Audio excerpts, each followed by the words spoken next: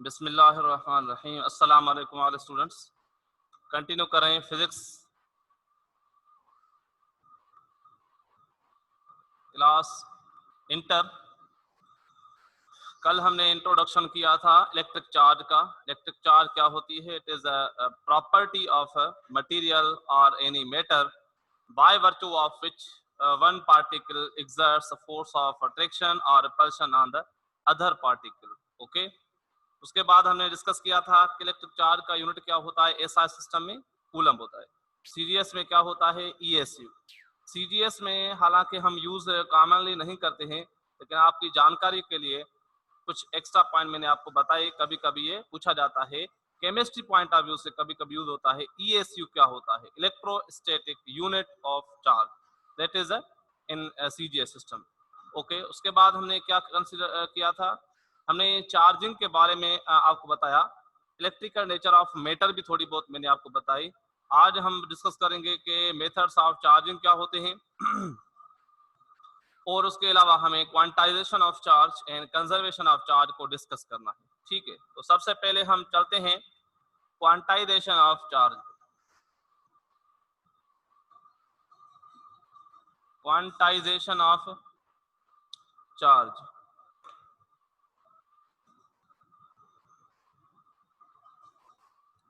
Quantization of charge से क्या मुराद है कि चार्ज जो है वो क्वांटाइज होती है। चार्ज क्या होती है? क्वांटाइज होती है। जैसे अगर मैं एग्जांपल दे दूं तो फर्स्ट ईयर फिजिक्स में हमने 8th चैप्टर में पढ़ा था कि frequency of fundamental frequency in harmonics का फार्मूला हमने पढ़ा था। F N is equal to N F one होती है। Frequency in the nth harmonic is equal to integral multiple of the fundamental frequency। But आपको याद हो या ना हो ये नहीं पता, लेकिन इसी तरह हम यहाँ पर क्वांटाइजेशन को डिफाइन करेंगे कि टोटल चार्ज डिफाइन करेंगे, total charge of a body. किसी भी बॉडी पे जो टोटल चार्ज होती है, total charge of a body is equal to integral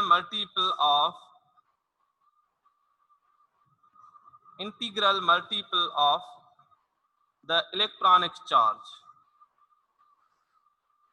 electronic charge। यानी जो टोटल चार्ज होती है डिनोट करेंगे उसको Q से। Total charge Q is equal to n times E, n times E। Integral multiple यानी n number multiply with the electronic charge. इसका मतलब क्या है? इसका मतलब है कि कभी भी अगर चार्ज ट्रांसफर होती है तो उसका हर वैल्यू नहीं होता, बल्कि एक पर्टिकुलर खास वैल्यू होता है। यानी जो इलेक्ट्रॉन की चार्ज होती है उतना वैल्यू या तो लॉस हो सकता है या गेन हो सकता है। नॉर्मल तौर पर ये देखें, यहाँ पर हमारे पास ये एक बॉडी है और यहाँ पर हमारे पास ये दूसरी बॉडी है। जैसे हमने कल एग्जांपल लिया था, इसको हम कहते हैं, ये ले सपोज ग्लास रॉड है हमारे पास, और यहाँ पर ये हमारे पास एक what ever in other body है। से सपोज यहाँ पर एक फर, FUR। फर मतलब होता है नर मुलायम बाल होते हैं ना बिल्ली के सर पर, उनको कहते हैं फर। या रेबिट, खरगोश, खरगोश के बदन पर जो नर मुलायम बाल होते हैं ना, बिल्कुल नर्म होते हैं, उनको फर कहते हैं। अब हम उनको क्या करते हैं? फ्रिक्शन करते हैं, उनको रगड़ते हैं, तो क्या होता? एक बॉडी से इलेक्ट्रॉन्स लूज होंगे दूसरी बॉडी पर। ठीक है, तो यहाँ पर इलेक्ट्रॉन जो है यहाँ से ट्रांसफर हो जाएंगे इस बॉडी में, यानी इलेक्ट्रॉन यहाँ पर आ गए। कितने इलेक्ट्रॉन ट्रांसफर हो गए? हमने जब इसको रगड़ा 3 इलेक्ट्रॉन। तो यहाँ पर क्या बन जाएगा? यहाँ पर बन जाएगा 3 पॉजिटिव चार्जेस यहाँ पर हमें दिखाई देंगे। तो यानी हम ये कह सकते हैं या तो एक ही इलेक्ट्रॉन ट्रांसफर हो सकता है, या 2 इलेक्ट्रॉन ट्रांसफर हो सकते हैं, या 3 इलेक्ट्रॉन ट्रांसफर हो सकते हैं। ऐसा नहीं कि आधा इलेक्ट्रॉन, आधा हो सकता है, आधा इलेक्ट्रॉन ट्रांसफर हो आधा इधर नहीं हो सकता। मतलब चार्ज हमारी क्वांटाइज है, क्वांटा की फॉर्म में है। यानी एक इलेक्ट्रॉन ट्रांसफर हो गया तो यानी n का वैल्यू 1। यहाँ पर n क्या शो कर रहा है? n शो कर रहा है number of electrons, number of electrons. Number of electron last और गेन, मतलब लास्ट हो गए होंगे तो पॉजिटिव होंगे, गेन हो गए होंगे तो नेगेटिव चार्ज होगा। यहाँ पर लिखेंगे नंबर ऑफ इलेक्ट्रॉन लास्ट और गेन। तो इसलिए हम फार्मूला में क्या लिखते हैं, प्लस माइनस लिखते हैं, प्लस माइनस, मतलब अगर लॉस हो गए हैं तो प्लस, गेन हो गए हैं तो माइनस चार्ज होगा टोटल बॉडी पर। मैं अगर इस बॉडी की बात करूं तो इस पे कितनी चार्ज है, आप कहेंगे इस पे charge Q is equal to minus N E, इस पे ये फार्मूला लगाएंगे क्योंकि नेगेटिव चार्ज। इस पे क्या लगाएंगे formula, Q is equal to positive n e. E क्या है, charge on the single electron, or on the single proton. लेकिन हम यहाँ पर ओनली इलेक्ट्रॉन की बात करें क्योंकि इलेक्ट्रॉन की ट्रांसफर हो रही है, इलेक्ट्रॉन एक बॉडी से जा रहा है तो उस बॉडी पर जो है वो पॉजिटिव चार्ज शो होती है, और जिस बॉडी पर आता है उस पर नेगेटिव चार्ज लाता है। ठीक है, तो यहां से हम मालूम कर सकते हैं number of electrons. Number of electron loss और गेन का फार्मूला एन बराबर होगा टोटल चार्ज अपान में electronic charge, total charge upon electronic charge, n is equal to q upon में ई। ये बेसिक फार्मूला है। कभी कभी हम इसको ऐसे भी लिख सकते हैं, n is equal to q upon में ई। स्मॉल क्यू से हम चार्ज को शो करते हैं ना, तो इस वजह से आप यहाँ कैपिटल क्यू की जगह क्या यूज कर सकते हैं, स्मॉल क्यू यूज कर सकते हैं। ओके, तो N is equal to Q over, we are using small Q for the charge. इस तरह से कैपिटल क्यू हीट के लिए यूज होता है, स्मॉल क्यू हम चार्ज के लिए, कभी कभी कैपिटल क्यू भी यूज कर लेते हैं चार्ज के लिए, doesn't issue. Okay, this is a formula N is equal to Q over e. ये है formula to find number of electrons. ठीक है, तो यानी यहां से हमें फार्मूला क्या मिला, Q is equal to N E. अब इस पे एक हम प्रॉब्लम कर लेते हैं। ले सपोज हमें कह रहा है कि find the charge on this body, इस बॉडी पर कितनी चार्ज है, तो हम कहेंगे Q is equal to N E. कितने इलेक्ट्रॉन्स यहां से ट्रांसफर हो गए हैं, 3 इलेक्ट्रॉन्स, तो हम मल्टीप्लाई करेंगे 3, और इलेक्ट्रॉन की चार्ज होती है 1.6 इंटू 10⁻⁻19 कूलम। तो हमें क्या पता चल जाएगा कि टोटल चार्ज बॉडी पर कितनी है, what is the amount of charge. Multiply करना पड़ेगा इसको, 3 6 18, 3 1 3 प्लस 1 4, यानी 4.8 into 10⁻⁻19 coulomb. This is a total charge which is appeared on the body. अब यहाँ पर ये चार्ज हमारी जो हमने फाइंड आउट की है, तो हमने बेसिकली चार्ज सेपरेट किए, एक्चुअली हमें सेपरेशन किए, इलेक्ट्रॉन को हमने इस एक बॉडी से दूसरी बॉडी शिफ्ट कर दिया। ठीक है, अब एक ऐसा एक क्वेश्चन अगर आपसे पूछा जाए,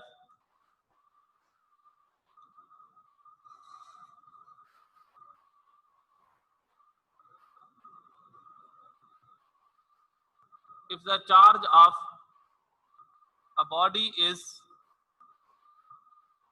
9 चलिए यहाँ पर लिखते हैं 96 coulomb, charge of a body is 96 coulomb, find the number of electrons lost, कितने इलेक्ट्रॉन लॉस्ट हो गए हैं, जबकि उस बॉडी की टोटल चार्ज कितनी है, 96 कूलम। फाइंड आउट करके दिखाएं।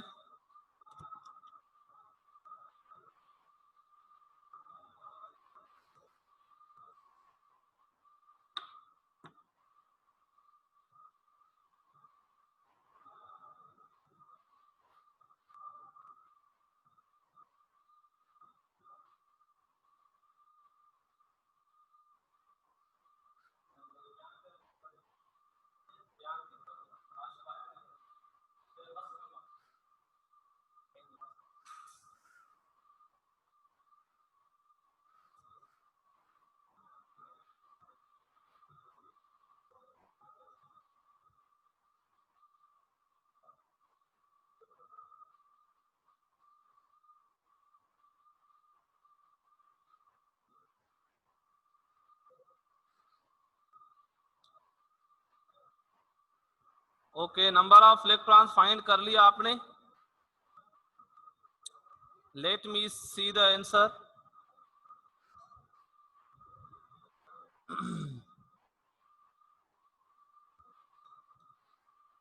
मुनीर तुमरानी ने आंसर दिया है लेकिन आंसर गलत दिया है पावर का। उमेर फारूक का भी गलत है। सायरा जाफर का ठीक लग रहा है और फरा का भी सही है। गुड। हुबदार अली ने गलत किया है। बाबर का भी गलत है बेटा। उम्मे फरवा का सही है। गुड। सायका का गुड।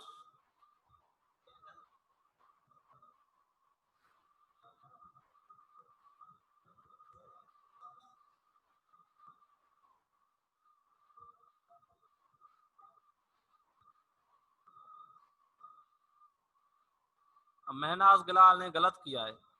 महनाज का गलत है। शफकत हुसैन का गलत है। नादिया बोजार गलत है। मासूमा का गलत है। अब्दुर्रज़ाक गलत। जवेरिया गुल का भी गलत है। क्या हो गया है आपको? अजय कुमार का गलत है। बाबर का भी गलत है। शाहजेब मेमन का सही है। गुड। तो इतना सिंपल प्रॉब्लम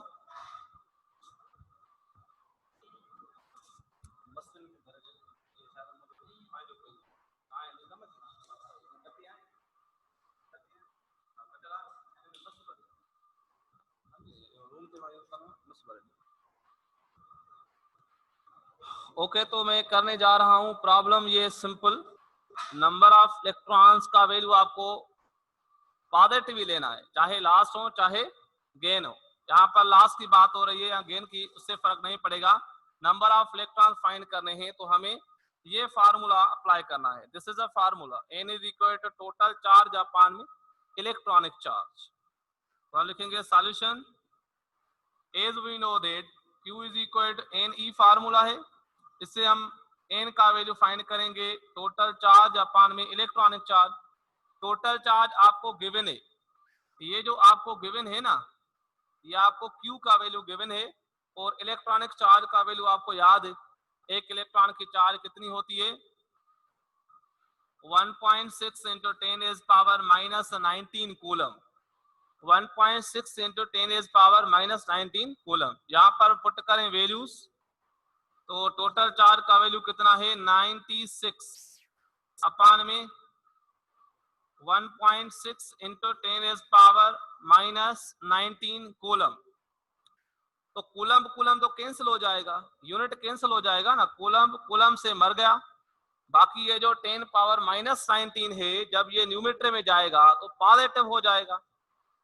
यानी यहाँ पर हम इंटू 10 इज पावर 19 लिखते हैं पॉजिटिव, और बाकी 96 को डिवाइड करेंगे 16 से। तो कैसे डिवाइड करेंगे? ये जो डेसिमल पॉइंट है इसको शिफ्ट करेंगे एक बार, तो यहाँ पर 16 हो जाएगा। यहाँ पर देना पड़ेगा 0। 116 द 16 और यहाँ पर 6 टाइम्स 16 96 होता है, मतलब ये आएगा 60।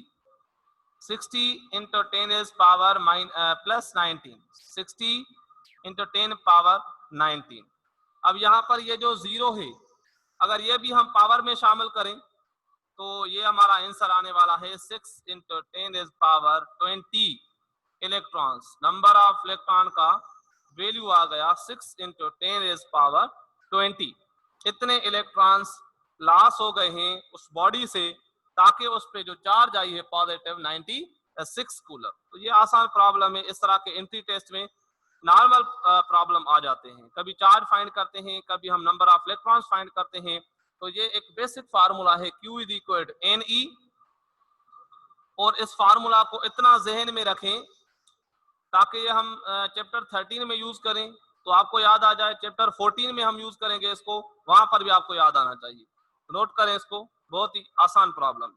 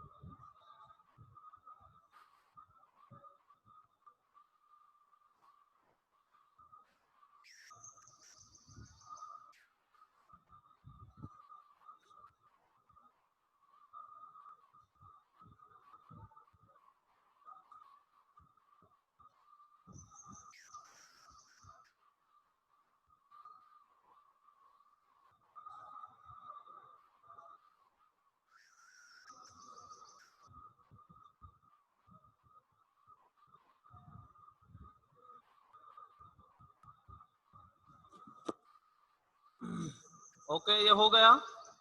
अब इसी तरह का एक और छोटा सा एग्जांपल मैं आपको दे देता हूं, देखते हैं कौन कौन इसको सॉल्व करता है। थोड़ा बहुत माइंड लगाना पड़ेगा। छोटा सा एक एग्जांपल है, question number 1, find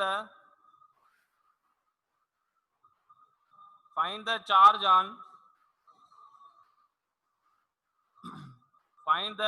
on nitrogen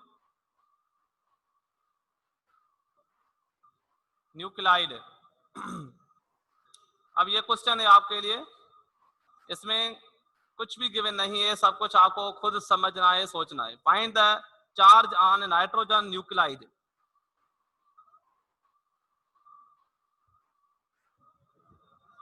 hurry up, try it.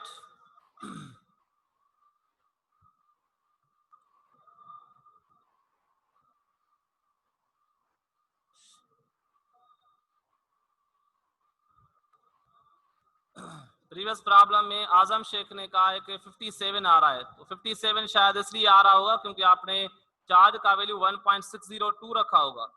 तो 1.602 रखने से बेहतर है कि हम जनरलाइज जो वैल्यू रखते हैं ना 1.6 रखते हैं, राउंड ऑफ करके। राउंड ऑफ के बाद 1.6 रख सकते हैं इंटू 10 पावर माइनस 19 कूलम। तो मैंने प्रॉब्लम आपको जो समझाया हो समझ में आ गया होगा। अब मुझे ये प्रॉब्लम करके दिखाएं। ओके, फलक रेहान ने आंसर दिया है, सायका शेख ने दिया है, लेकिन उसने सिर्फ और सिर्फ मुझे बताया है कि नाइट्रोजन के न्यूक्लियस में प्रोटॉन कितने होते हैं। तो सायका मैं जानता हूं प्रोटॉन कितने होते हैं, मुझे ये बताएं कि पूरे न्यूक्लियस पर टोटल चार्ज कितनी होती है। You have to find the charge.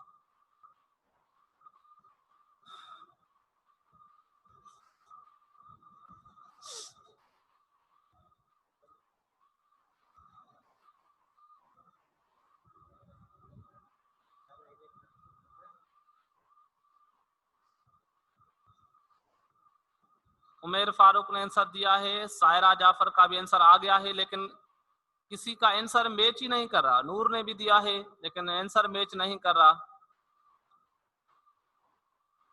पता नहीं क्यों। कैलकुलेटर चलाने में कोई मिस्टेक कर रहे हैं आप या कोई और प्रॉब्लम है। फलक रेहान, अभी आपने कहा ना कि लास्ट हो या गेन हो पॉजिटिव रखेंगे, तो पहले आपने कहा लास्ट का पॉजिटिव एंड गेन का नेगेटिव। ये अच्छा, तो मैंने फलक रेहान मैंने नंबर ऑफ इलेक्ट्रॉन्स के बारे में कहा। नंबर ऑफ इलेक्ट्रॉन्स जो हैं वो उनका एन का वैल्यू पॉजिटिव रखेंगे, क्योंकि चार्ज टोटल नेगेटिव डिवाइड में नेगेटिव, तो आंसर क्या आएगा? पॉजिटिव आएगा। पॉजिटिव के लिए तो हमें पॉजिटिव यूज करना है, लेकिन नेगेटिव के लिए ई और क्यू दोनों नेगेटिव होंगे, तो एन का वैल्यू क्या आएगा? पॉजिटिव। नंबर ऑफ इलेक्ट्रॉन सिर्फ पॉजिटिव आएंगे। आंसर अभी आ गया है। मरियम मुस्तफा ने भी दिया है और मोहम्मद यूनिस नारेजो ने दिया है, शाहजेब मेमन ने दिया है, पता नहीं किसका सही है। बाबर का तो बिल्कुल भी गलत है, बाबर पावर माइनस में। वजिया मेमन ने भी दिया है, लेकिन कुछ आंसर सही लग रहा है। शफकत हुसैन शर ने भी दिया है आंसर, लेकिन गलत है। लेकिन आप पता नहीं क्यों गलत करें। अरीबा सुहेल ने दिया है, ओके, अरीबा का ठीक लग रहा है। सारा शबीर का गलत। आदम शेख का भी सही लग रहा है। चलो मैं इसको सॉल्व कर लेता हूं, इस तरह का problem. Find the charge on the nitrogen nuclide. Nitrogen nuclide मतलब नाइट्रोजन के न्यूक्लियस पर कितनी चार्ज है। तो अगर मैं यहां पर बनाऊं, ये मैंने सपोज किया है न्यूक्लियस है, इसका न्यूक्लियस है नाइट्रोजन का, नाइट्रोजन का न्यूक्लियस है ये। तो नाइट्रोजन के न्यूक्लियस में कितने प्रोटॉन होते हैं? भाई 7 प्रोटॉन होते हैं ना। नाइट्रोजन का एटॉमिक नंबर कितना होता है? 7 होता है। नाइट्रोजन का एटॉमिक नंबर होता है 7 और मास नंबर होता है 14। तो नाइट्रोजन के न्यूक्लियस में 7 प्रोटॉन होते हैं और 7 न्यूट्रॉन होते हैं। लेकिन हमें किससे लेना देना है, प्रोटॉन से, क्योंकि न्यूट्रॉन पर चार्ज नहीं होती है, इसलिए हम सिर्फ और सिर्फ प्रोटॉन की बात करेंगे। तो इसके ऊपर जो चार्ज होगी, कितनी चार्ज होगी इसके ऊपर, सही है, 1 2 3 4 5 6 7, यानी इसके ऊपर 7 पॉजिटिव 7 कब लिखेंगे, मतलब इस यहाँ से 7 इलेक्ट्रॉन्स या 7 प्रोटॉन की चार्ज, मतलब एक प्रोटॉन की चार्ज +1, तो 7 प्रोटॉन की चार्ज +7 होगी। तो यानी यहाँ पर हम ओवरऑल ये कहेंगे कि 1 चार्ज ऑन 1 प्रोटॉन होती है 1.6 × 10⁻⁻19 कूलम। ये एक प्रोटॉन की चार्ज है, तो यहाँ पर आप प्लस दे सकते हैं, अंडरस्टूड है। और यहाँ पर हम 7 से मल्टीप्लाई करेंगे, तो 7 × 1e करेंगे, 1e, तो हमें क्या मिल जाएगी, total charge. Total charge formula हमने क्या लगाया है, total charge is equal number of particles into the electronic charge या चार्ज ऑन द प्रोटॉन। कितने प्रोटॉन हैं, 7 प्रोटॉन है, एक प्रोटॉन की चार्ज कितनी है, 1e, यानी ये पुट करेंगे यहाँ पर, तो 7 को मल्टीप्लाई करेंगे 1.6 × 10⁻⁻19 कूलम। तो यहाँ पर अब जो भी आपका आंसर आया वो सही आंसर होगा। जो भी आंसर आ गया इसको मल्टीप्लाई करेंगे, 6 7 42, 1 7 7 + 4 11, यानी ये हमारा आंसर आ गया कितना, 11.2 × 10⁻⁻19 कूलम। ये भी सही है। अदरवाइज आप डेसिमल पॉइंट को साइंटिफिक नोटेशन के तौर पर लिखें, तो डेसिमल पॉइंट यहाँ पर रखनी पड़ेगी 1.12 × 10⁻, पावर में एक प्लस हो जाएगा, इसलिए यहाँ पर आएगा -18 कूलम। तो जिसका आंसर ये है, जिसका आंसर ये है उसका सही है, 1.12 × 10⁻⁻18 coulomb. This is the charge on the nitrogen nuclide. Nitrogen nucleus पर कितनी चार्ज है, इतनी चार्ज है। और नाइट्रोजन में कितने इलेक्ट्रॉन्स होते हैं, 7 इलेक्ट्रॉन होते हैं। तो ओवरऑल नेट चार्ज तो 0 है, लेकिन हमने सिर्फ और सिर्फ नाइट्रोजन के न्यूक्लियस की बात की, नाइट्रोजन के न्यूक्लियस की बात की। तो इस तरह का अगर एक और क्वेश्चन मैं आपको दे दूं, क्वेश्चन नंबर 2 है, अब आप फाइंड करके दिखाएं, find the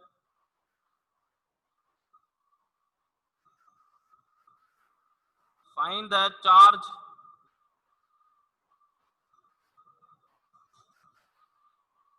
on, find the charge on, find the charge of alpha particle. Let's see who will solve this. Find the charge of alpha particle. Alpha particle की charge, अब खुद सोचो, खुद बनाओ डेटा। हाँ, साइका कैपिटल क्यू जो है वो भी चार्ज के लिए हम यूज करते हैं, लेकिन मोस्टली हम स्मॉल क्यू यूज करते हैं हम कोर्स के हिसाब से। बाकी कैपिटल क्यू भी हो सकता है, इसमें कोई इशू नहीं है।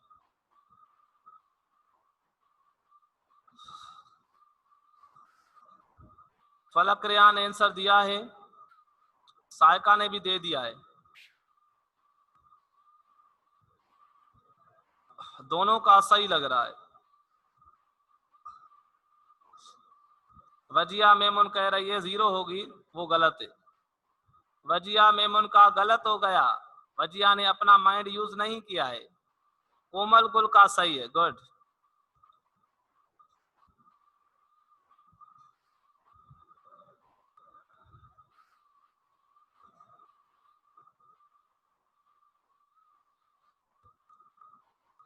आयशा अकरम का भी सही है, गुड। तसद्दुक मेमुन का, तसद्दुक मेमुन आपने पावर देखें क्या दिया है, पावर को चेक करें जरा। मोहम्मद यूनिस नारेजो का सही है, गुड। अब्दुल रज़ा का गलत है। उम्मे फरवा गुड। आजम शेख का गलत है। तुषार राय का गुड। अब ये जो सैमसंग गैलेक्सी अपना नाम चेंज करे, वरना इसको हम यहाँ पर से रिमूव कर देंगे। अपने डिवाइस का नाम नहीं, अपना नाम लिखो बेटा, पता तो चले सैमसंग गैलेक्सी हो या ओप्पो हो, कौन हो, क्या पता चले कौन सी कंपनी का है। और अरीबा सोहेल का गलत नहीं बल्कि सही है, good, positive charge. Okay, Avesh करनी का, हाँ अवेश करनी ने भी सही आंसर दिया है, मतलब अब सबका सही हो जाएगा। अवेश ने आंसर दे दिया है, मतलब सबका सही होगा। ठीक है, होशियार बंदा है ना अवेश भी, हाँ ऐसा नहीं है, मतलब अब मुझे तसल्ली हो गई। तो find the charge of alpha particle, तो अल्फा के लिए जब हम पढ़ते हैं प्रॉपर्टी केमिस्ट्री में आपने पढ़ी है, alpha has A double positive charge. Alpha पर जो चार्ज होती है ना वो प्रोटॉन के डबल होती है। जैसे प्रोटॉन पर चार्ज होती है ये 1.6 10 पावर -19 कूलम, और अगर अल्फा की बात करें तो उससे उस पर डबल पॉजिटिव रखते हैं, माना मतलब अल्फा को हम ऐसे शो करते हैं, अल्फा डबल पॉजिटिव मोस्टली। तो यहाँ पर हम टोटल चार्ज के लिए Q इज इक्वल रखेंगे Ne, और n का वैल्यू कितना रखेंगे 2, क्योंकि प्रोटॉन के डबल है, 2 इंटू 1.6 इंटू 10 पावर -19 कूलम, और यहाँ पर आप मल्टीप्लाई करेंगे 3.2 आएगा, 3.2 into 10 power -19 coulomb. This is the total charge of the alpha particle. Double positive charge होती है अल्फा पार्टिकल पर। क्लियर हो गया? इस तरह से नोट करें इसको। तो अब हम आगे प्रोसीड करेंगे कंजर्वेशन ऑफ चार्ज पर।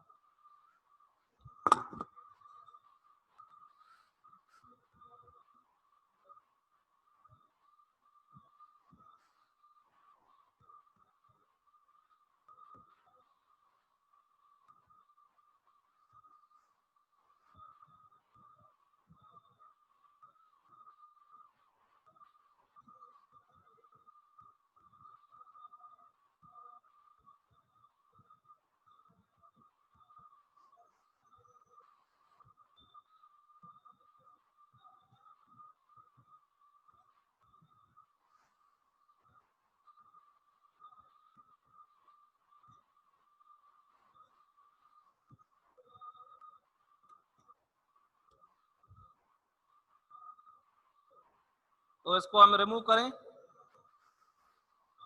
नोट कर लिया आपने।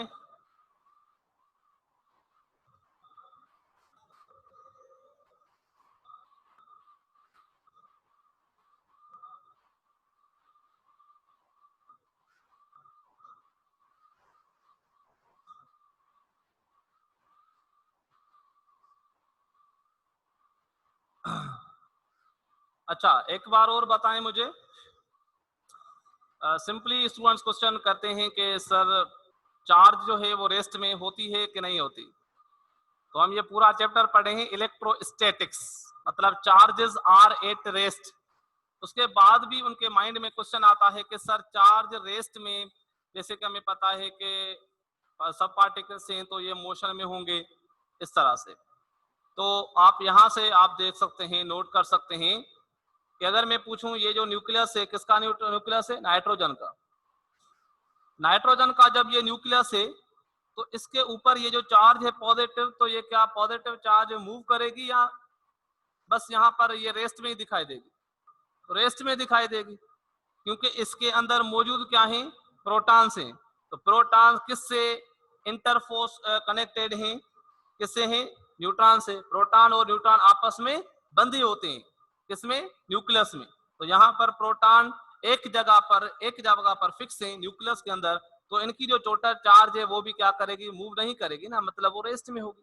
या अल्फा का एग्जांपल ले लें, अल्फा पार्टिकल जो है उसका दूसरा नाम क्या होता है, हेलियम न्यूक्लियर। क्या होता है, हेलियम न्यूक्लियर। यानी हेलियम न्यूक्लियस में देखें 2 प्रोटॉन होते हैं, 2 न्यूट्रॉन होते हैं।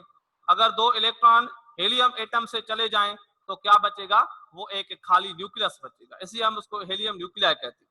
तो charges can be at rest, charge rest में है तभी तो हम पढ़ रहे हैं, यहाँ पर पूरा कॉन्सेप्ट इन्हीं के ऊपर होगा। तो चलिए अब हम बात करेंगे conservation of charge.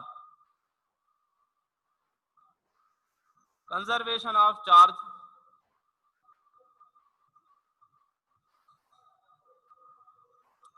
Conservation of charge यानी चार्ज कंजर्व क्वांटिटी है। इसको हम डिफाइन कैसे करेंगे, टोटल चार्ज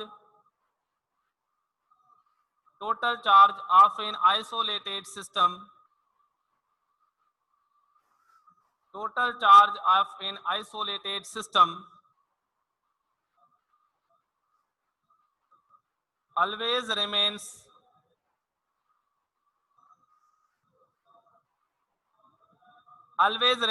constant, यानी टोटल चार्ज क्या रहती है, कांस्टेंट रहती है आइसोलेटेड सिस्टम की।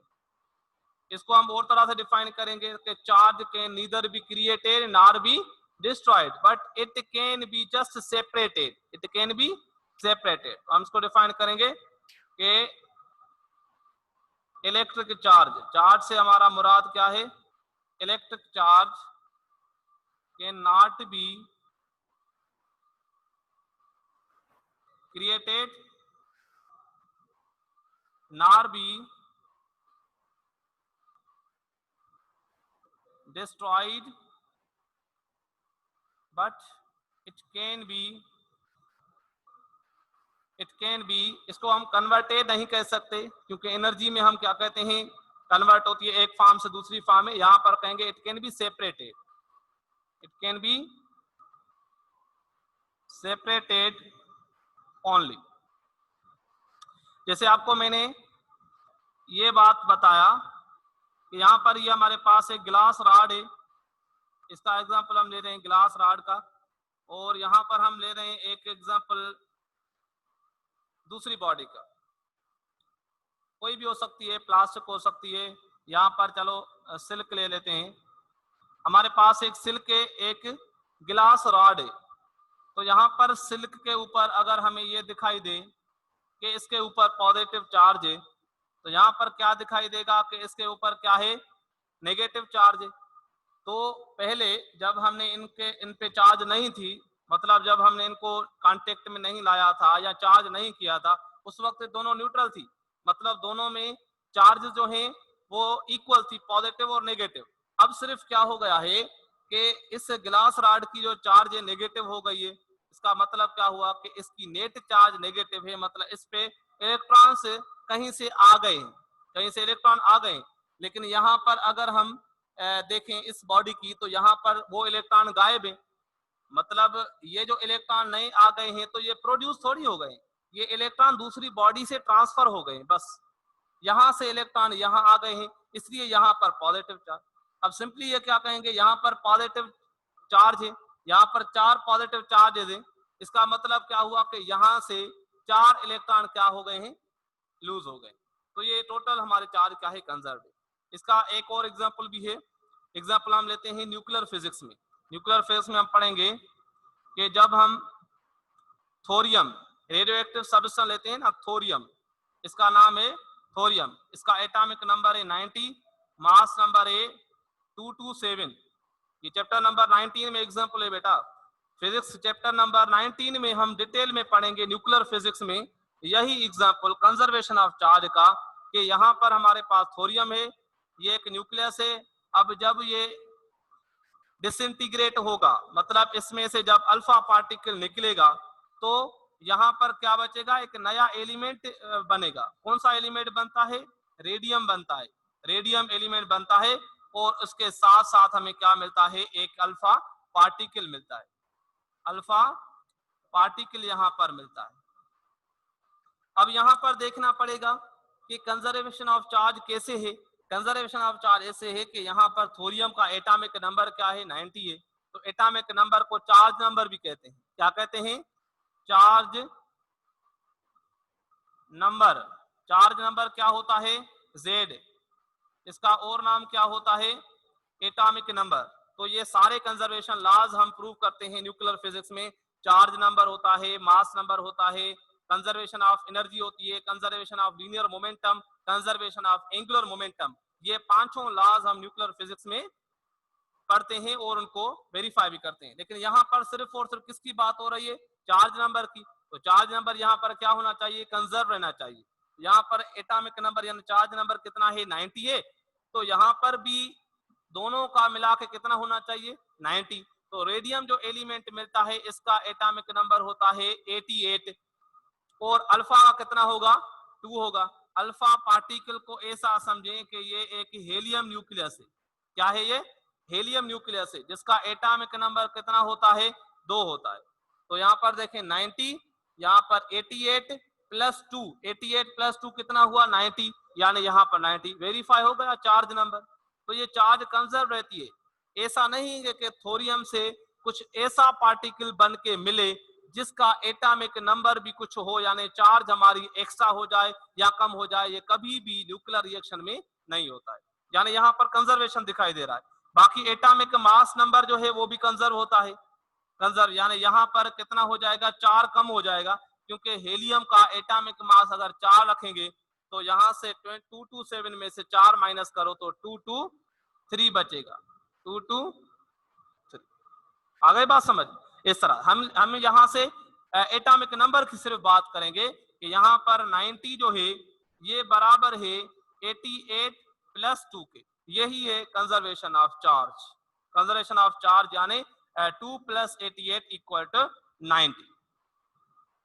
ठीक है, तो इसका एक और एग्जांपल भी हम लेते हैं, प्रॉब्लम के तौर पर इसको हम सॉल्व करते हैं। देखें यहाँ पर हमारे पास एक सिस्टम है, चार्जेस का सिस्टम है।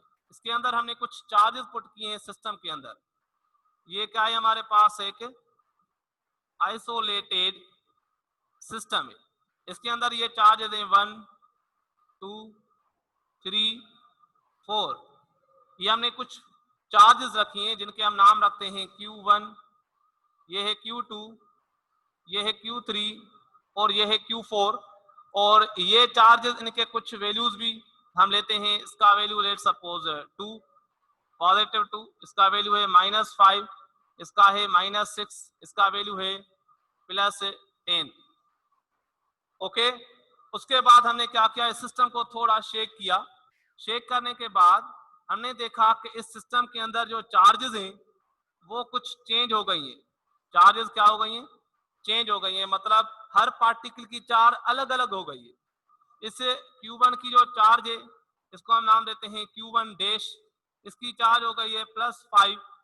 यहाँ पर ये जो Q2 डैश है इसकी चार्ज हो गई है माइनस लेट सपोज 5, चलो इसकी -8 ले लेते हैं कूलम। और यहाँ पर Q3 डैश जो है इसकी चार्ज हो गई है +10। तो Q4 डैश की चार्ज कितनी होनी चाहिए ताकि चार्ज हमारी कंजर्व रहे, कंजर्वेशन ऑफ चार्ज। यहाँ पर पूरे सिस्टम की चार्ज इस सिस्टम के क्या होती है, बराबर होती है। तो यहाँ पर हम लिख सकते हैं Q1 plus Q2 plus Q3 plus Q4। इन चारों की चार्ज को ऐड करें, सम करें, ये बराबर होगा Q1 dash plus Q2 dash plus Q3 dash plus Q4 dash. बस वैल्यू पुट करें और चार्ज का वैल्यू फाइंड आउट करें। यहाँ पर कितना है 2 है, यहाँ पर Q2 का वैल्यू है -5, यहाँ पर Q3 का वैल्यू है +10, Q4 का वैल्यू है -6। कूलम में है सारा, इसमें है सब, ये कूलम में हमें चार्जेस गिवन है। इक्वल टू Q1 डैश कितनी है +5 कूलम, और Q2 की है -8, Q3 है +10 और Q4 की हमें मालूम करनी है, Q4 डैश की हमें मालूम करनी है। वैल्यू पुट करें, इसको एड सब्ट्रैक्ट करें। यहाँ पर कितना बचेगा 10 + 2 12 और यहाँ पर 6 + 5 11, यानी ओवरऑल प्लस का 1 बचेगा। सही है, प्लस का 1 बचा। यहाँ पर एड सब्ट्रैक्ट करें, 10 + 5 कितना होगा 15, 15 - 8 तो यहाँ पर बचेगा +7, यहाँ पर आएगा तो ये -7 हो जाएगा। इक्वल टू Q4 डैश, यहाँ पर सब्ट्रैक्शन करें तो कितना होगा -6 coulomb is a charge on Q4 dash. Q4 dash पर कितनी चार्ज होगी -6 कूलम। इस तरह से इसको सॉल्व करना है। यानी इस सिस्टम की जो टोटल चार्ज है कंजर्व रहनी चाहिए।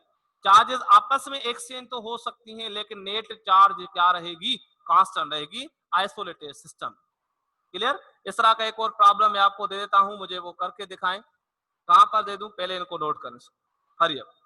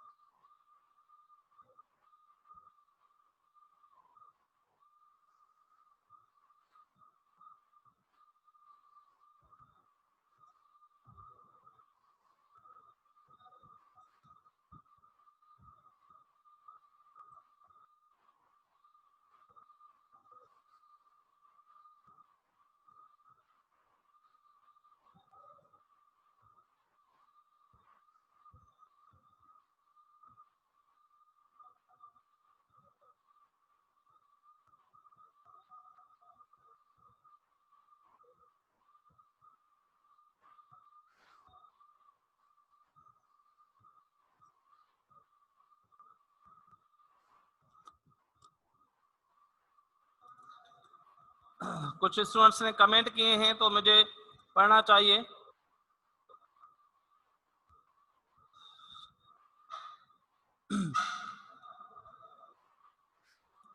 सारा शबीर ने आंसर दिया है, कौन सा आंसर दिया है मुझे देखना पड़ेगा।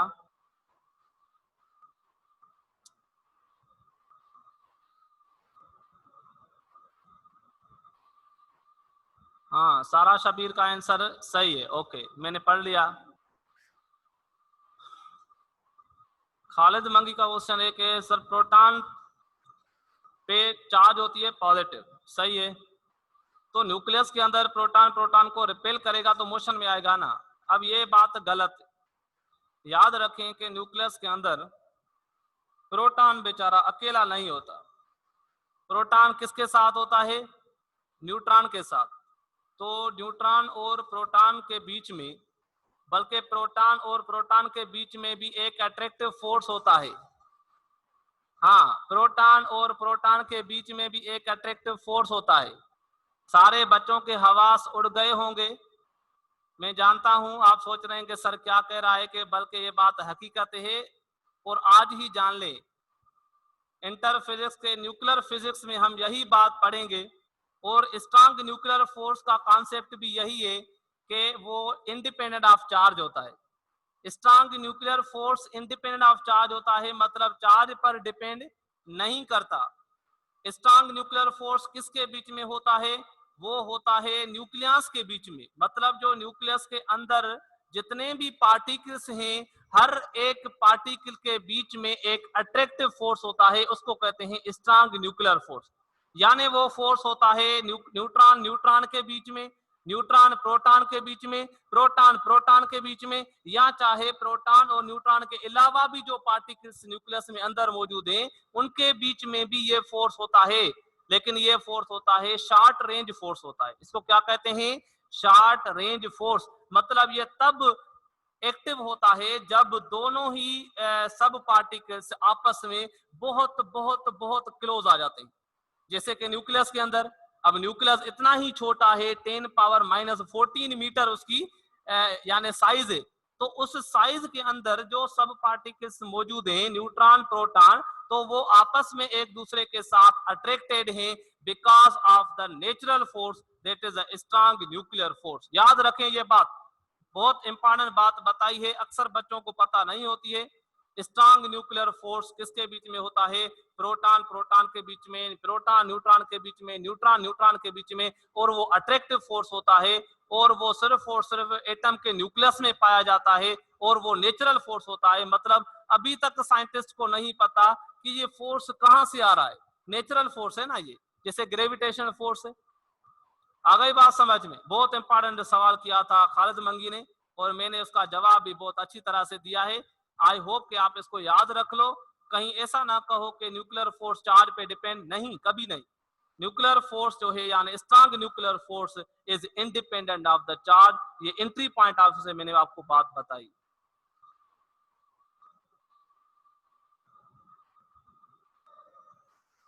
सैयदा अलीजा शाह कह रहे हैं कि राइटिंग थोड़ी बड़ी करें। तो बेटा राइटिंग मैंने काफी बड़ी ही लिखी है, लेकिन आपको शायद नजर कम आ रही है। हाँ, सवेरा फर्स्ट एग्जांपल जो है ओनली आइसोलेटेड सिस्टम में होता है, without isolated system charge can not be conserve. हाँ, तो सवेरा यानी सिस्टम आइसोलेटेड की हम बात करेंगे कि अगर हम इस पूरे वर्ल्ड की बात करें ना, तो वर्ल्ड को भी हम अज्यूम कर सकते हैं एक आइसोलेटेड सिस्टम। यानी अगर हम कहेंगे कि हमने एक बॉडी को चार्ज किया और उसके बाद यानी उसने अर्थ से कुछ इलेक्ट्रॉन्स की एक्सचेंज की, तो हम क्या करेंगे, अर्थ पूरी को और उस बॉडी को एक कनेक्ट करके हम अज्यूम कर सकते हैं आइसोलेटेड सिस्टम। मतलब charge can be transferred, it can be separated या it can be transferred only. यहाँ पर आप ये वर्ड लिख सकते हैं।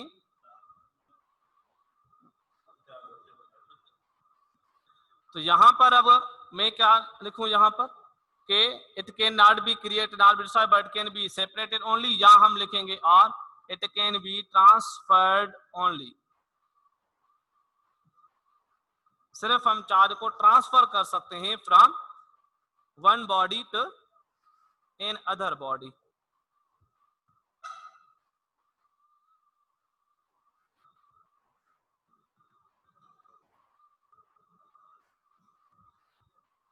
अली महदी आइसोलेटेड सिस्टम वाली जगह से रिपीट करें बेटा। आइसोलेटेड सिस्टम में के अंदर मैंने Q1 Q2 Q3 Q4 charges दिए, कुछ पॉजिटिव कुछ नेगेटिव। उसके बाद मैंने सिस्टम को थोड़ा यानी हिला दिया, शेक किया ताकि चार्जेस की एक्सचेंज हो जाए।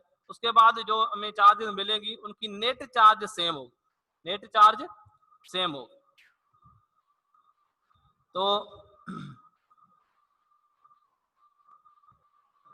उम्मे फरवा स्ट्रांग न्यूक्लियर फोर्स, जी मैंने उसका कॉन्सेप्ट दे दिया है, आपको शायद समझ में आ गया होगा। अली जलील अब्बास ग्रेविटेशन फोर्स होता है एटम में बेटा, ग्रेविटेशन फोर्स एटम में होता है प्रोटॉन और इलेक्ट्रॉन के बीच में, लेकिन वो नेग्लिजिबल होता है। क्या होता है? नेग्लिजिबल। ये हम प्रॉब्लम करेंगे इस 12 चैप्टर का नेक्स्ट 2-3 एग्जांपल है, 2 और 3 एग्जांपल वो करेंगे इंशाल्लाह। मोहम्मद यूनुस क्वेश्चन है कि how to derive 1.6010⁻⁹ coulomb of electron और प्रोटॉन एंड फ्रॉम विच। बेटा ये चार्ज है जो फाइंड की गई थी, किसने फाइंड की थी? नोट करें, charge on the electron was determined by Millikan by oil drop experiment. जी इलेक्ट्रॉन के ऊपर जो चार्ज है ना 1.6 × 10⁻⁹ कूलम, ये आई ड्रॉप एक्सपेरिमेंट है, पंजाब टेक्स्ट बुक में भी है, फेडरल में है। वो एक्सपेरिमेंट किया था किसने? मिलीकॉन ने। मिलीकॉन ने फाइंड की थी चार्ज ऑन द इलेक्ट्रॉन, और उस मदद से जो है बाद में हम चार्ज टू मास रेशो भी फाइंड करते हैं इलेक्ट्रॉन का।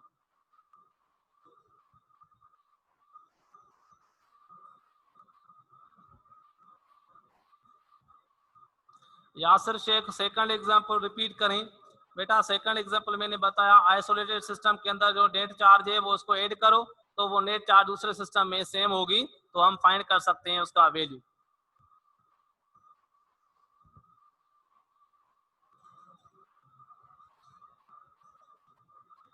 हाँ सवेरा सत्तार, इलेक्ट्रॉन रिवॉल्व करते हैं शेल में, एटम के शेल में जब रिवॉल्व करते हैं तो हम उसकी बात नहीं करेंगे।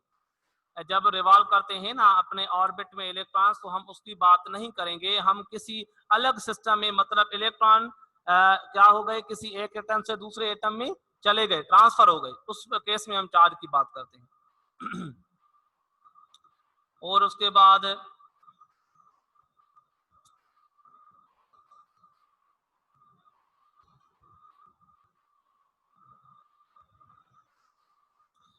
अच्छा खालिद मंगी का क्वेश्चन है, can we give 8 coulomb charge to a body? अगर हाँ तो क्यों, अगर नो तो भी क्यों? ओके बेटा 8 कूलम चार्ज डायरेक्ट हम बात करेंगे, किसी भी हम एटम को या बॉडी को दे सकते हैं 8 कूलम चार्ज। तो अब चार्ज टोटल आपको क्यों गिवन है और आपको इलेक्ट्रॉनिक चार्ज का भी पता है, तो 8 को डिवाइड करो किससे? इलेक्ट्रॉनिक चार्ज से। अगर n का वैल्यू इंटीजर आ रहा है, n का वैल्यू अगर होल नंबर आ रहा है, तो मतलब ये पॉसिबल है कि 8 कूलम चार्ज हम ट्रांसफर कर सकते हैं। अगर हमारा इंटीजर नंबर नहीं आएगा मतलब ये इम्पॉसिबल। जैसे मैंने आपको बताया कि क्वांटाइजेशन ऑफ चार्ज में पूरा के पूरा इलेक्ट्रॉन ट्रांसफर होगा, आधा या पार्शल नहीं होगा। अच्छा उसके बाद Yasir Shaikh conservation of charge का सेकंड एग्जांपल आपने अभी दिया है और उसको थोड़ा रिपीट करेंगे। हाँ रिपीट में करता हूँ, दूसरा एग्जांपल देके बेटा रिपीट करता हूँ, डोंट वरी। मोहम्मद यूनुस किसको डिफाइन करें सवाल अपना? Naeem Sadiq electron is charge dependent. Repeat. हाँ इलेक्ट्रॉन पे बेटा चार्ज होती है ना, सिंपल ये कहेंगे इलेक्ट्रॉन ऐसा पार्टिकल है जिसके ऊपर चार्ज होती है। कल बताया था ना, इलेक्ट्रॉन पे चार्ज होती है, प्रोटॉन पे चार्ज होती है और न्यूट्रॉन पर कोई चार्ज नहीं होती। नेट चार्ज प्रोटॉन न्यूट्रॉन की 0 होती है। फलक रेयान एन पॉजिटिव ही होगा, वो थोड़ा रिपीट करें, समझ नहीं आया। अच्छा फलक रेहान का क्वेश्चन है कि एन पॉजिटिव ही आएगा, इसको थोड़ा रिपीट करें, तो मैं रिपीट करने जा रहा हूं।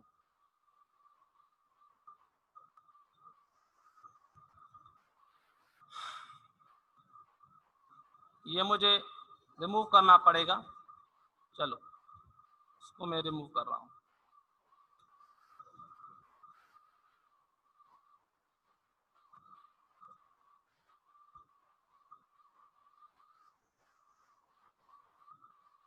ठीक है, अब देखें यहाँ पर ये ग्लास रॉड है, हमने ग्लास रॉड को और सिल्क को आपस में रब किया। रब करने के बाद इसकी चार्ज टोटल नेगेटिव आ गई, इसकी चार्ज टोटल क्या आ गई, ये बात तो आप जानते हैं।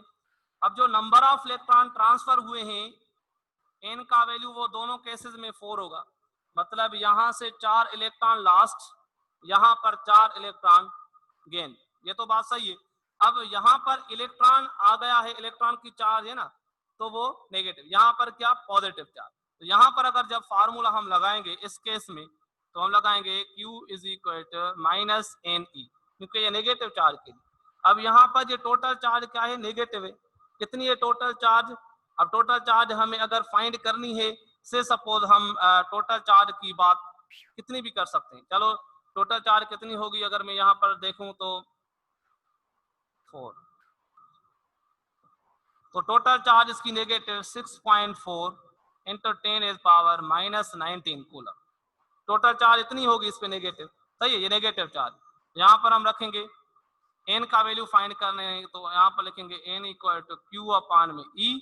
क्यू कितनी है, नेगेटिव है 6.4 into 10 is power minus 19 coulomb upon एक इलेक्ट्रॉन की चार्ज देखें वो नेगेटिव ही रखने, ई का value minus 1.6 into 10 is power minus 19 coulomb. तो ये माइनस माइनस क्या हो जाएगा, प्लस हो जाएगा, और यहाँ पर कैंसिल करेंगे 1, यहाँ पर आएगा 4, ये पावर भी होगा कैंसिल, या एन का वैल्यू आएगा 4।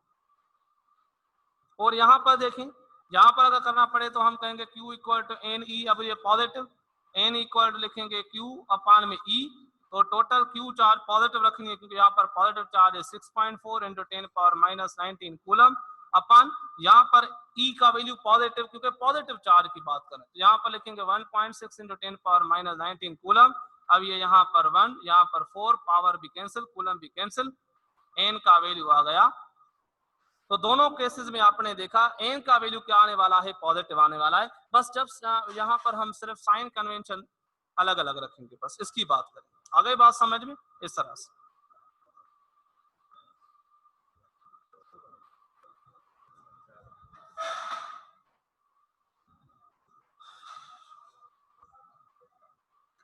ओके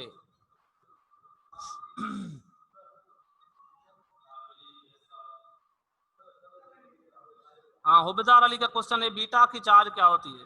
बीटा की चार्ज वही होती है जो इलेक्ट्रॉन की चार्ज होती है। Charge on the beta is same as the charge on the electron. Okay Farah, what is the reason of quantization. मैंने कहा क्वांटाइजेशन का रीजन यही है कि इलेक्ट्रॉन की ट्रांसफॉर्मेशन हो रही है, इलेक्ट्रॉन ट्रांसफर हो रहा है from one point in other point. बिलर वीडियो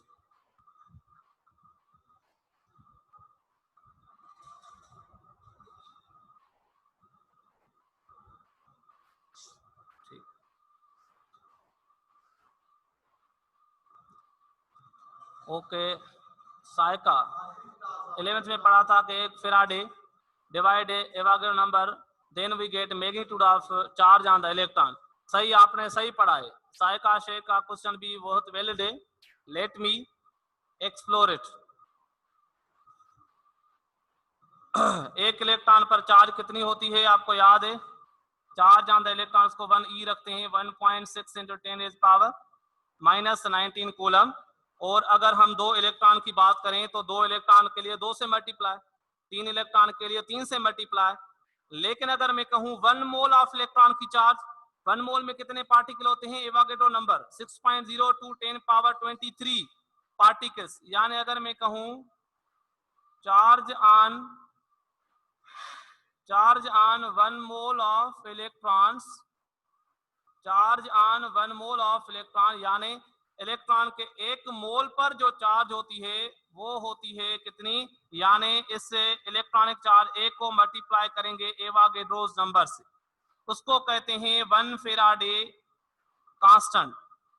1 फेराडे चार्ज या 1 फेराडे कांस्टेंट वैल्यू है, इसको कहते हैं 1 Faraday constant charge is equal to यानी 1 into e into Avogadro's number. Formula आ गया। और यहाँ पर कांस्टेंट वैल्यू मिलता है, इलेक्ट्रॉनिक चार्ज होती है 1.6 into 10 power minus 19 coulomb, multiply करें एवोगाड्रो नंबर का वैल्यू 6.02 इंटू 10⁻23, इसको जब मल्टीप्लाई करते हैं तो 96,500 96,500 कूलम चार्ज आती है, लेकिन यहाँ पर 500 एग्जैक्ट नहीं मिलता, अप्रॉक्सीमेटली मिलता है, इसलिए यहाँ पर हम एक्चुअल वैल्यू तकरीबन आता है यहाँ पर 386 के करीब कूलम 1 फेराडे कांस्टेंट चार्ज ये होती है। ये आपने बिल्कुल सही पढ़ा है। तो यहाँ से आप 1 इलेक्ट्रॉन का वैल्यू निकालेंगे तो ये क्या हो जाएगा, 1 Faraday constant charge on the 1 electron is equal क्या हो रहा है, 1 Faraday charge 1 Faraday constant charge upon में क्या है, एवोगाड्रोस नंबर। तो बिल्कुल आपने सही पढ़ा है। आ गई बात समझ में? ये सारे कुछ कन्वर्जन फिजिक्स में है, नोट करें इस अहम बात को।